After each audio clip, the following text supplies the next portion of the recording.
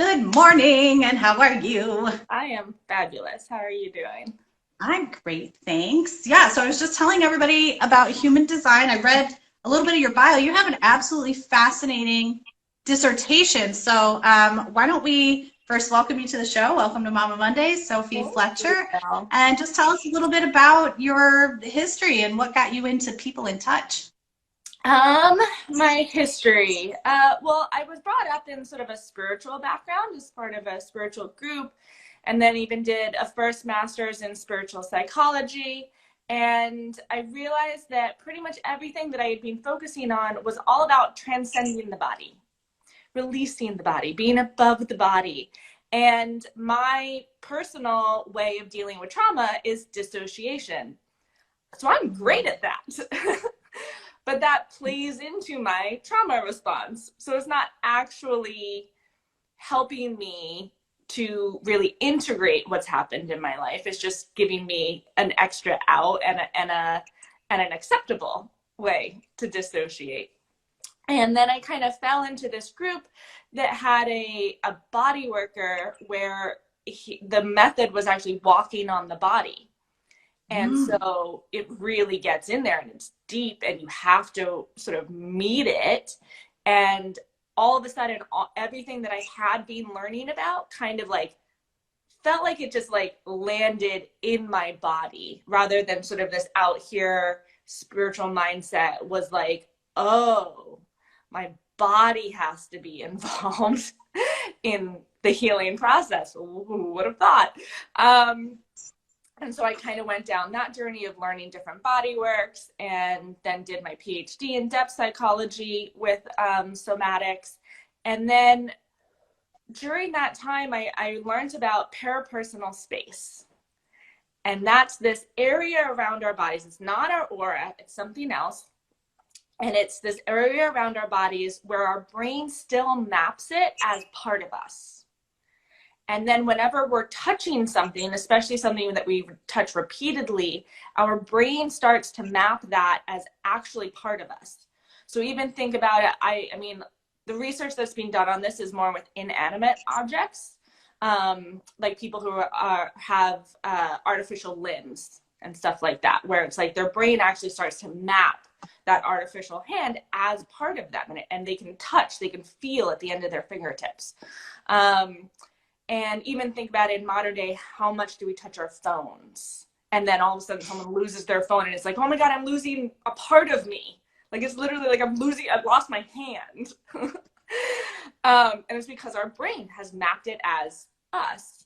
So I was reading about this and it occurred to me that I couldn't find any studies on it where people had studied it interrelationally.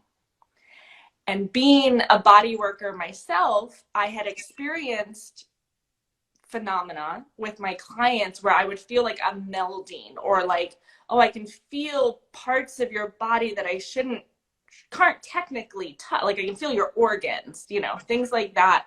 Or even just feeling like a little bit more enmeshment. And so I wanted to study it. So I sort of That put sounds really. the neuroscience piece of this parapersonal space and then even more sort of relational dynamics that have been studied now in terms of relational dynamics with this more esoteric, energetic interacting between bodies. Well, let me bring it back to kombucha because that's what I do here.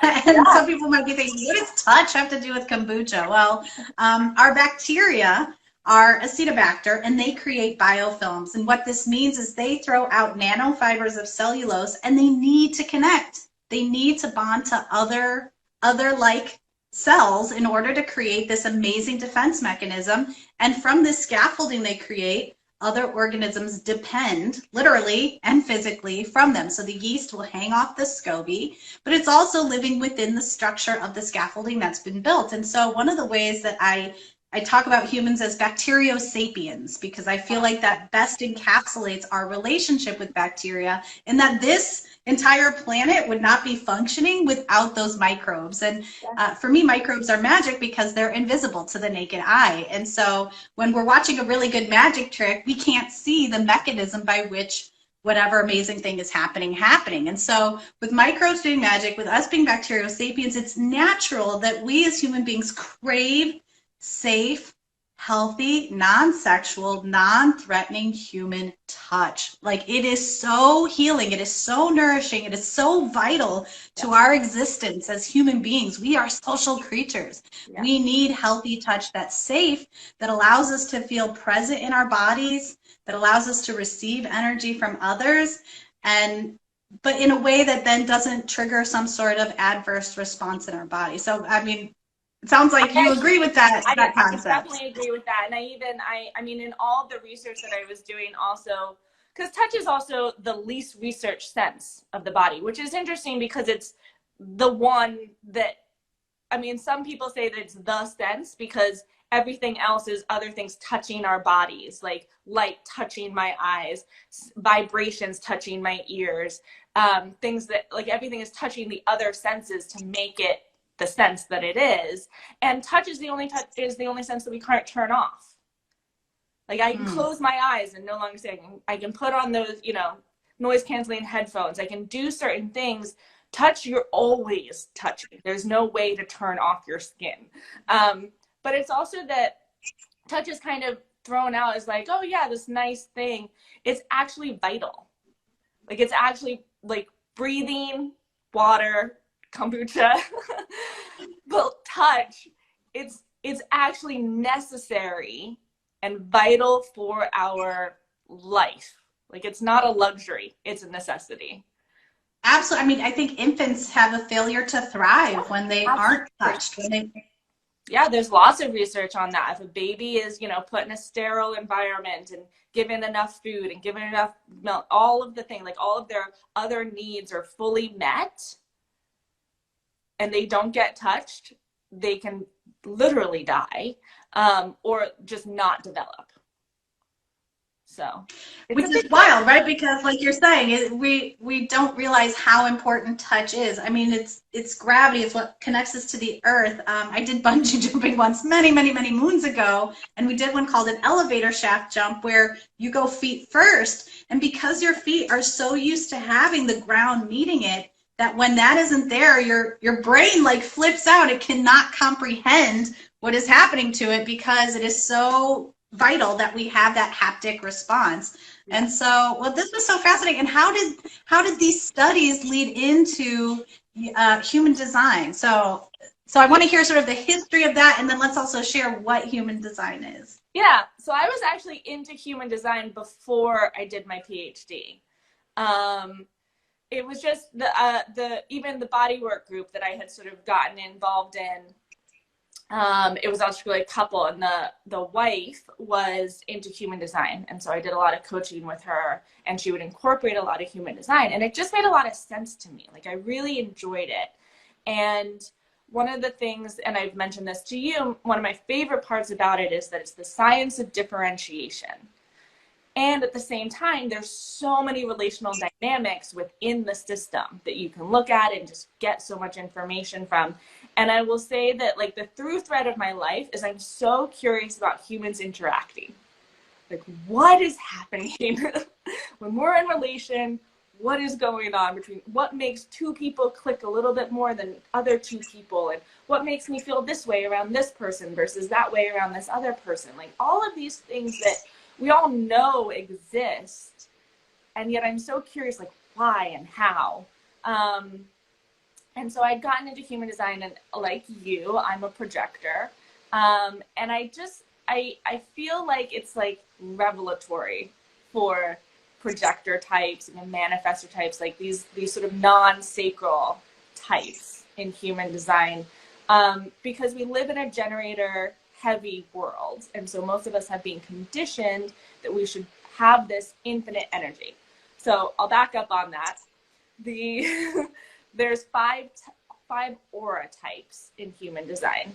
There's a generator and manifesting generator. They create about 70% of the population. So when I say those are sacral beings, so they have this sacral definition within the chart, and it's this energizer bunny energy, just go, go, go, go, go. They can go, go, go, go, go. And it's actually them that we need the most Like the more the generators are lit up, the more the generators are doing what they want to be doing and what is an actual like sacral yes for them, that's going to change the entire planet because they're the largest energy of the planet. So as generators are doing things that they don't want to do or going against themselves or running into walls, that's actually what brings dimness to the planet. So generators, light yourself up, do what you want to do.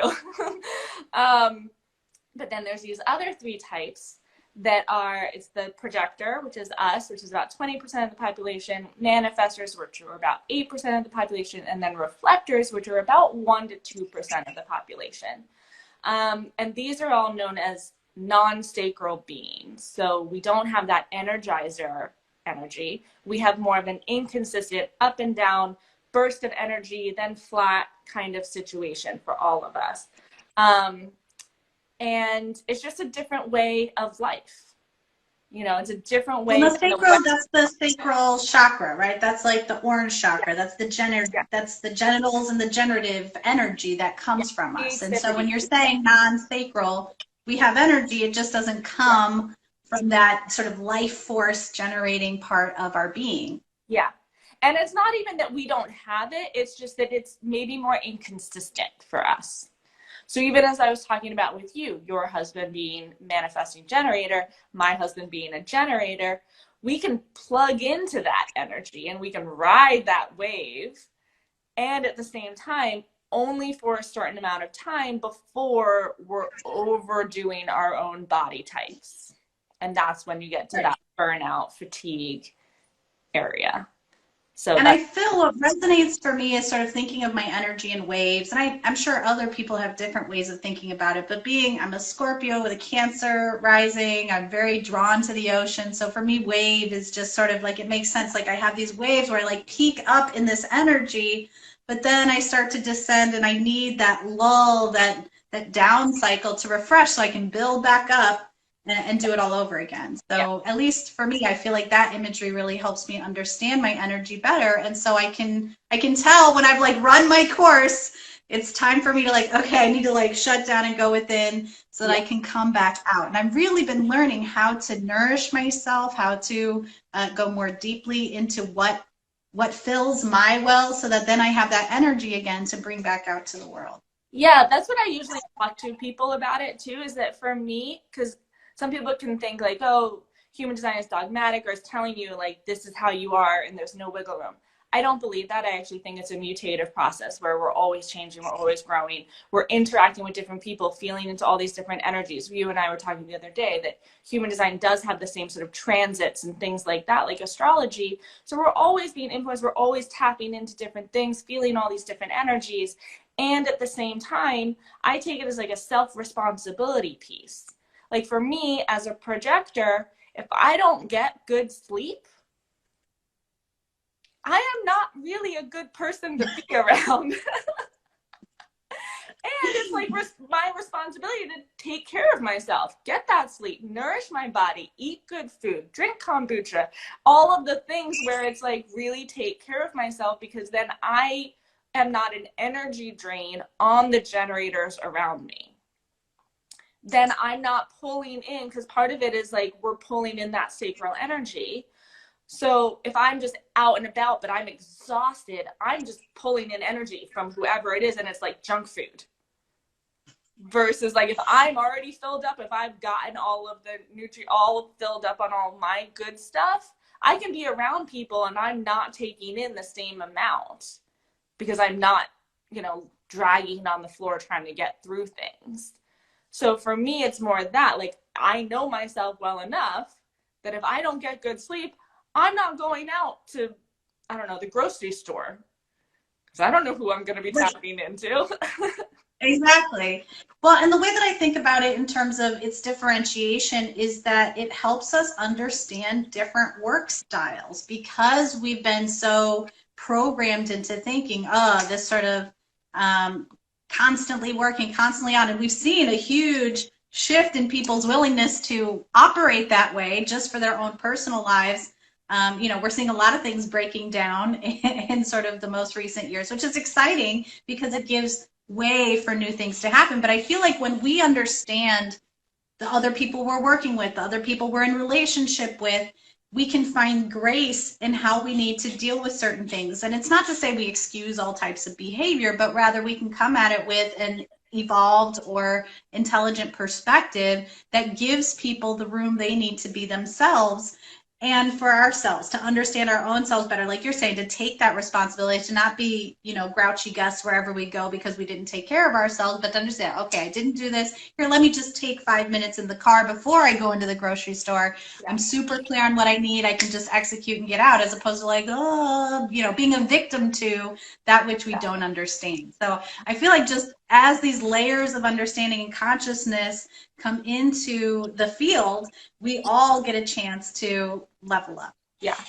I mean, even to what you were just saying about that, of like, I feel like in any relational dynamics, work relationships, friendships, partnership, all of those things, this has shown so much light for me, because you get out of that compare contrast game.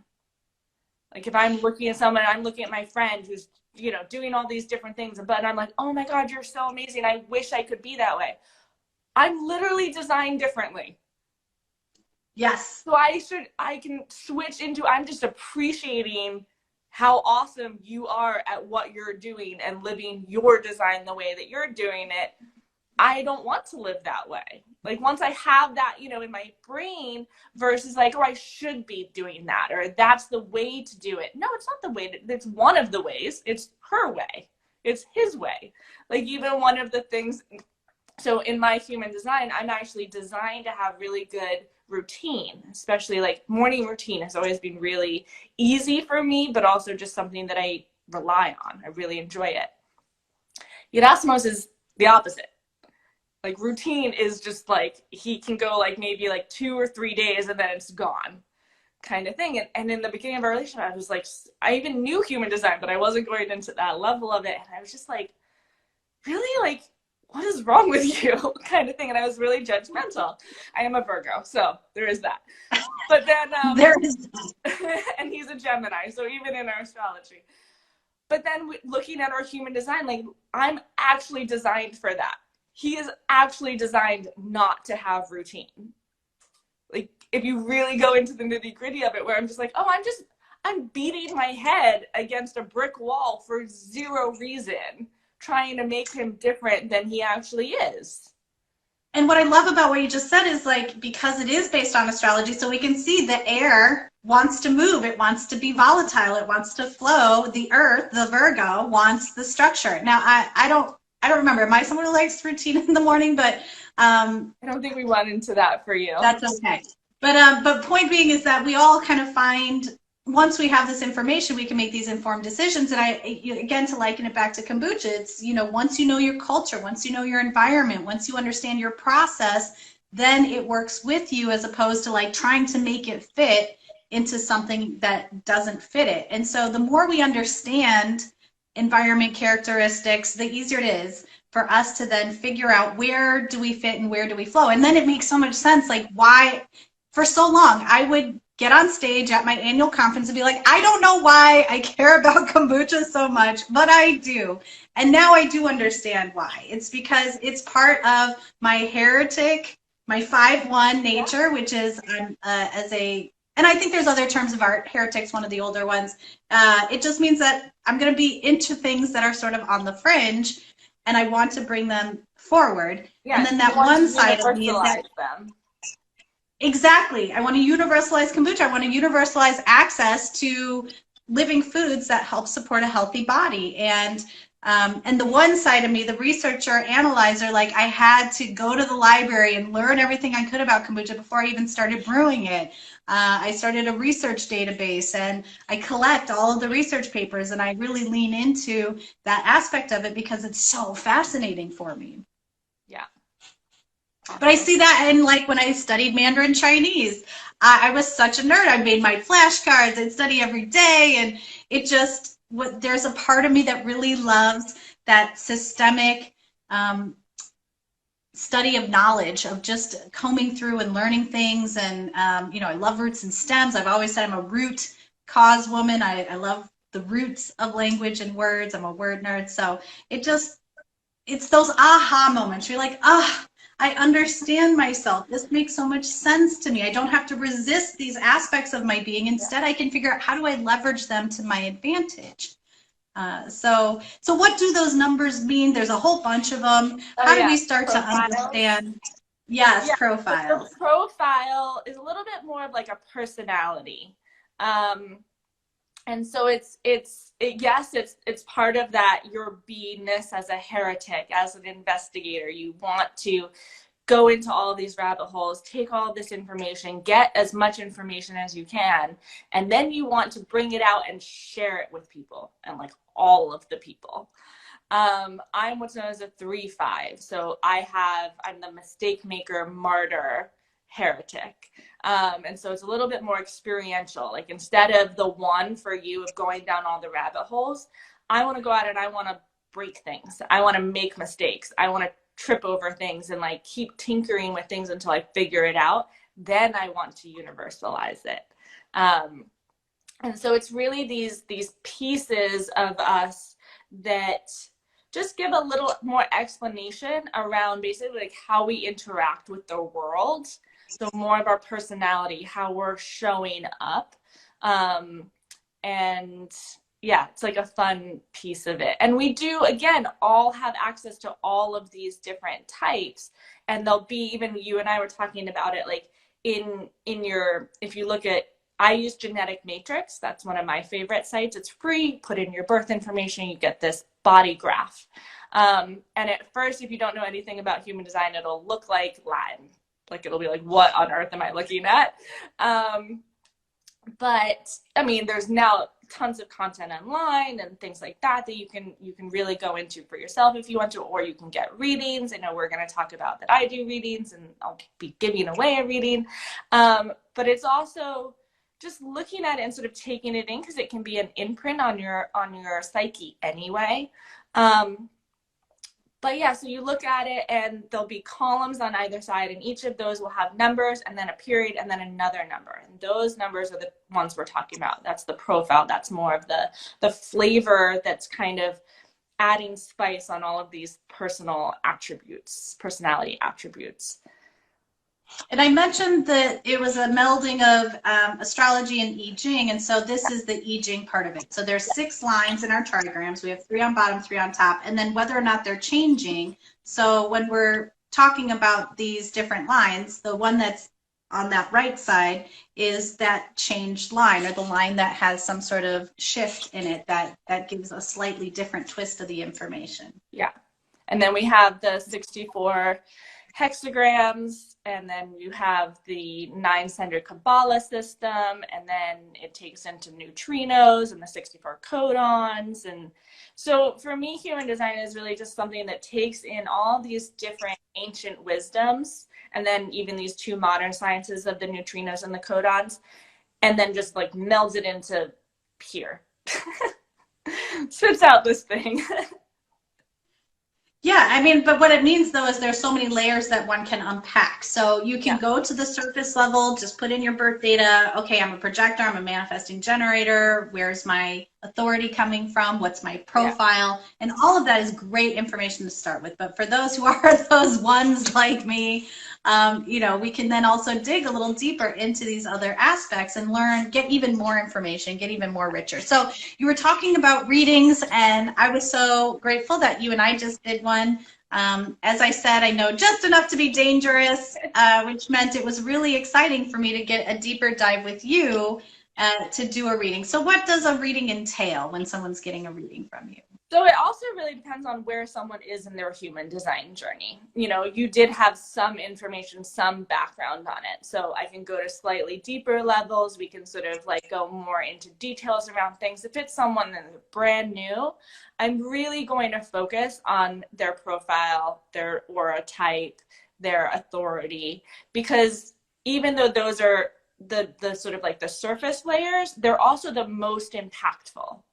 So human design is also known as it's an experimentation process. So we're experimenting with these body graphs. We're trying it out. Okay, what does it mean to me, and how do I experience being a projector?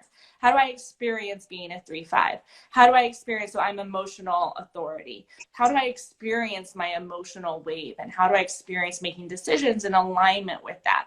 Those 3 would change anyone's life. If you just focus on those 3 and really experiment with that, feel into it, like really sink your teeth into those 3, that will unlock so much within us. And even you and I talked about it, because it's human design is also this deconditioning process. So again, we're not these static beings that are fully encapsulated within ourselves. We're always interacting with other people, with other beings, our animals, the transits in the sky, all of this. We're always in this relational dynamic with everything around us.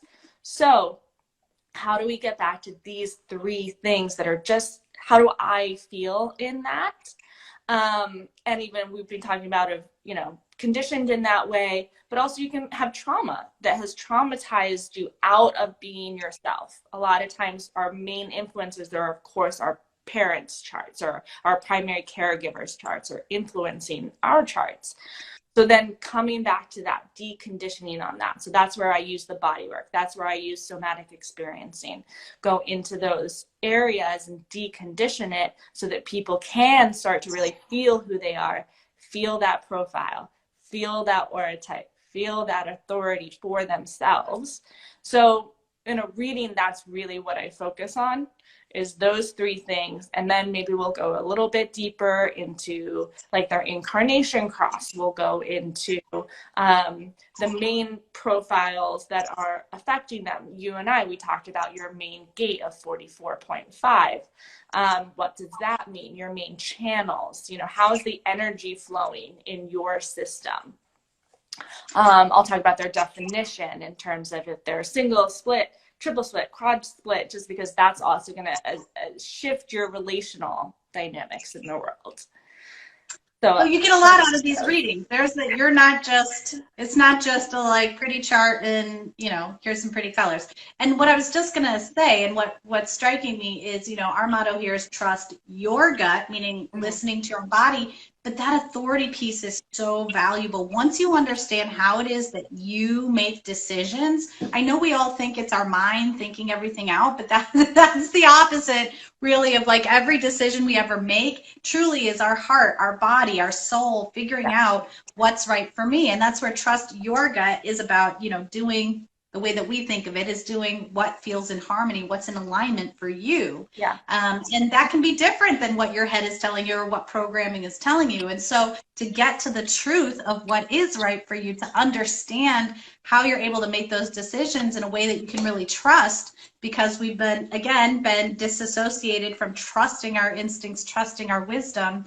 I think that alone is just such a huge, valuable gift from one of these readings. So if you're at all curious, go to geneticmatrix.com. And then Sophie, how do people find you? And I do want to touch on your homestead and the retreat coming up as well before we go, but how do people find out more about you and your reading? Yeah, so you can find me on here, obviously, sophiefletcher.phd. My website is sophiefletcherphd.com, keeping it really simple. Yeah, so you can reach out to me if you don't live. Yeah, if you don't live in, I live in LA, Topanga Canyon. So if you don't live locally, I also do like intensives with people for like body work and somatic experiencing work, human design and somatic experiencing. I can do those virtually. So there's different ways to work with me. That's awesome. Yeah, so we'll let people find you, and we'll be giving away a reading. So a lucky follower is going to get to experience that for themselves, which we're so excited about. But one of the ways, you know, how I even met you in the first place was I attended this really awesome event called Music and Sky over Memorial Day. Just out of the blue, a friend had posted it on Facebook, and it was the right time. I showed up. It was amazing. In fact, I stood in line behind you and not realizing who you were, and I was like, I'm so excited for the human design talk. And she's like, yeah, I'm getting it. It was the universe was aligning and saying everything. At the moment when you said that, I thought you were just being cute. Like, I thought that you were being like, oh, I'm excited about your talk, but in like a cute way. So it was really sweet.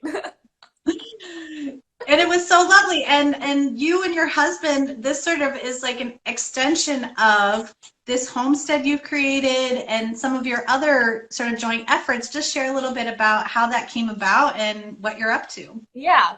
Well, we call our property Soma Sanctuary. And it's really the idea that our property can be this sanctuary away from the city for people because we are so close to the major city. And you've been here, when you're here, it kind of feels like you're in the middle of nowhere. Like you could be in the countryside away from everything. And so we really wanted to have that as a place where people could, one, come and get more in tune with themselves, because we're talking about that, and that goes with the human design piece, that goes with the somatic experiencing piece, all of that, of like really how do we strip away some of the noise, the external noise, and feel more of ourselves? How do we get more in tune with nature? So as I feel like that's a big piece, as we've been so disconnected from nature, our own nature, but also nature. And so how do we get more in tune with that? How do we get back to it? And so, when everything sort of shut down in 2020, my husband and I, we were looking all over and we were just like, we need out of the city. We need space, we need land, we need, breathing room, basically. And this property fell into our hands. And so we're two city folk trying to learn as fast as possible, how do you take care of acreage of land that we've never been responsible for? So we have 12. Well, not only that, but you're looking at biodynamics. So you're also like trying to do it with moon cycles and with, it's not just like, here, I'm going to drop some seeds in the soil. There's so much thought that's going into what you're doing. Yeah, we're trying, a little bit more of the permaculture, food forest, bringing animals in. So we have 12 chickens now that we're fostering. We should be getting eggs, I think, next month. We have 28 bee boxes down in our woods that we're, loving and getting yummy honey from, and planted 50-ish fruit trees and other plants. And, we're learning. It's the learning curve of life, basically. It's the three in you that just has to try and experiment and find out what is there. Here, how does it go? Oh, not well. Okay, let's try something else. Yeah. But that's so nice to create a sanctuary that's close to the city, but is outside of it, that gives you that chance to explore what it's like to have a little bit of food freedom, especially as we see a lot of sort of messages of insecurity. We're hearing about extreme weather, we're hearing about droughts, we're hearing about, random fires at granaries and whatnot. And so, it makes sense for us to want to get back to the land. So even if you are in the city, a container garden, some herbs, like just anything we can do that's going to give ourselves, again, that empowerment, that like, I'm putting this in my hands and I'm taking back control. Anything like that, no matter where you are, is going to be incredibly valuable. But we're also hearing, again, the pandemic sort of broke up I have to be close to work. I need to drive 2 hours each way to do my job, right? It's really sort of shifted that thought process. And I think what's great about it is, again, it's getting people back to the land. Yes, the cities have been valuable centers for commerce, but we've lost so much by being divorced, as you said earlier, from nature, from our own nature as human beings and from the nature that surrounds us. And we can't help but be part of nature, even if we are programmed to think we're, robots in biological bodies. So, well, even going back to the touch piece, put your hands in the ground, literally hug the tree. Be that person in the park that's hugging a tree. Take off your shoes and just see what feels different. I mentioned that to a friend of mine the other day, and she said she did it, and it like fully felt different in terms of like an experience she was having, like a symptom she was having. She went out and she put her feet on the ground and she was like, oh, I feel better. So it can be that easy. It literally can. I go to I live not too far from the ocean, and I just make it a regular practice. I go and I sing to the sea. I just do, because I'm called to do that. And I love communing. I love being open. And sometimes I always get some sort of sign from nature. Today was a beautiful pelican. Some days it's dolphins. But it's just that, like, being appreciative of where you're at And the nice thing about the beach is it's open. Like anybody can show up there and be there and take advantage of that. I mean, depending on where you live. But long story short, we're all connected to nature, and just a short walk away, even our cities have parks and whatnot. So there's always a place where we can go touch a tree. And it's so important that we take time to do that and really feel into the fact that we are all on the sharing this beautiful Garden of Eden together. So I love this homestead you've created, but you've also created a retreat. So let's say people are wanting to come back to themselves. How do they learn more about some of the other things you do? Yeah, so I'm and co-leading this retreat, Back to You. And we were playing with the name for a while, and we were like, it just really is that simple of how do we get back to ourselves? So and the tagline is deconditioning from the conditions of the world. And it's not like, oh, okay, we are going to be these independent, beings that don't interact with the world, but how do we feel ourselves in that? And how do we decondition from the conditioning that isn't useful anymore, that maybe isn't, maybe it helped us survive when we were 3, but is that really how we want to be surviving still? And so we're utilizing all of my friend and I's tools that we have, that we personally use and that have helped us in that process. So we're going to be doing human design for sure. We're going to be doing some somatic experiencing practices. We're going to be doing somatic exercises that are meridian based, and that's really to pack chi into your own channels.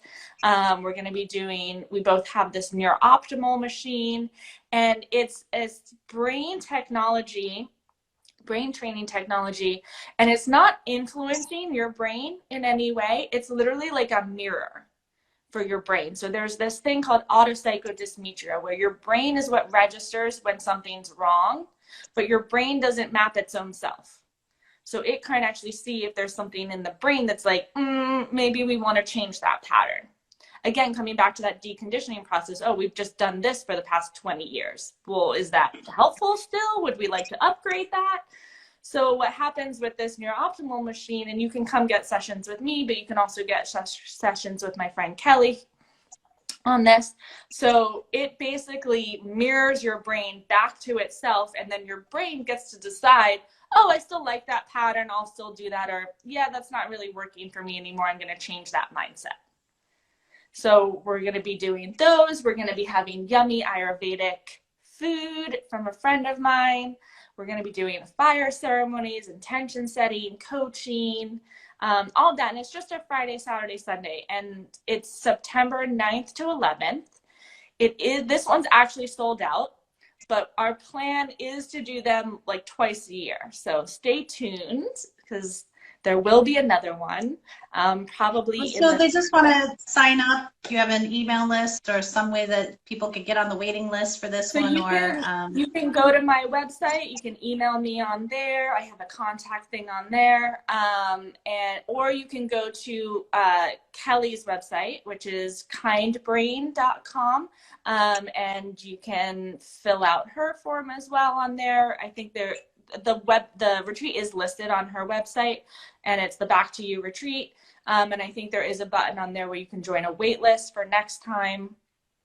So yeah, reach out to either. Yeah, well, I mean, what you're talking about is exactly what we need right now. As we're going through this massive global transition, we're seeing the end of empire. We've read about what happens at the end of empire. And the reality is we're the descendants of people who've been through all of these massive transitions we've read about in history, or we wouldn't be here, right? Yeah. So clearly in our DNA, in our, if you're a reincarnationist, if you trust that you have lived many lives, there's so many lessons, there's so much wisdom, and there's so much information. And right now we're being bombarded with images of fear, of scarcity, that are putting people into a real trauma place. And this is a beautiful opportunity for us to lift ourselves up, to find ways to heal trauma. So kombucha, I feel like, helps to instantly heal acute physiological trauma. But honestly, my journey with kombucha has been such an exploration of all kinds of modalities that support just being a loving organism. And so I'm so excited to have met you and to have learned about human design, and your retreat sounds amazing. So I'm really grateful you're giving this gift to the community. And speaking of gifts, we are giving away a human design reading. And so we'll stay tuned, follow us, follow Sophie, and we will have more details about that tomorrow for anyone to partake in that giveaway. But thank you so much for being an amazing guest. I Really just wanted appreciated all the to wisdom. say too, Yeah. all like my through thread for me is freedom in terms of like what gives somebody more freedom within themselves. So human design gives you more freedom to express yourself, be who you are more authentically, or decondition. The somatic experiencing too, and the body work are all around like how do we become, as you're saying, as the world is getting more and more sort of like compact and intensified and all of this, we can go into those fear responses, we can go into that trauma response, or we can focus on having more freedom within our systems where we have more choice. So the more traumatized we are, the more condensed we are in terms of like our window of availability. Well, all the things that I focus on, and I'm sure kombucha is the same, is like it's opening that place within us where we have more freedom to make choices. We can, one, see that we have choices, because I think that's the first level. A lot of people don't think they have choices. So the first part is just getting people to notice that there are choices. There's always choices. One of my favorite lines a teacher of mine once said was that life is only choices and consequences. That's all of life. So if we can get comfortable with that there are choices in life, then we can come into freedom around making those choices, whatever the choices are that are best for us. So yeah, I love it. Thank you. Yes. Well, it's been lovely to spend time with you and meet you and share with everybody what you do. So thank you so much for being here today. Really appreciate you, Sophie. And I'll see you at the next retreat. Yeah. Thank you.